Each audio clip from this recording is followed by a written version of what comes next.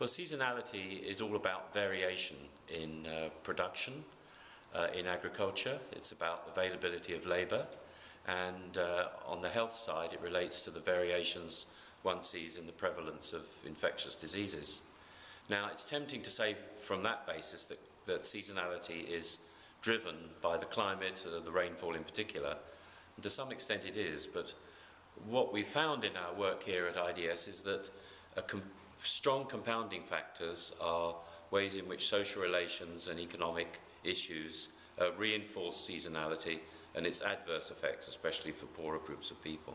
The reasons why I think seasonality has been neglected, I suppose, are because it adds layers of complexity to us trying to understand how to raise agricultural production, how to improve the incomes of the poorest people. And I think this is quite hard to incorporate in our programming for ministries of agriculture and health. Robert Chambers has these other issues which I think are also important, is that a lot of seasonality is unseen. It's for the poorest groups of people, off tarmac roads as he calls it, the tarmac bias. So I think there are many factors, but for me, dealing with seasonality requires a greater understanding of complexity. When we do research in a university, complexity is what we're all about.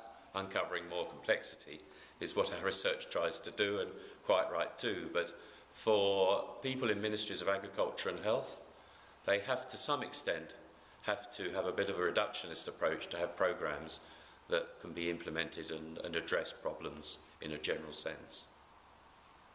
Well, this book is based on a conference that we held in July 2009 and comes approximately 30 years after a conference we held here at IDS on which we thought threw open some of the issues and some of the interactions between health and agriculture in particular.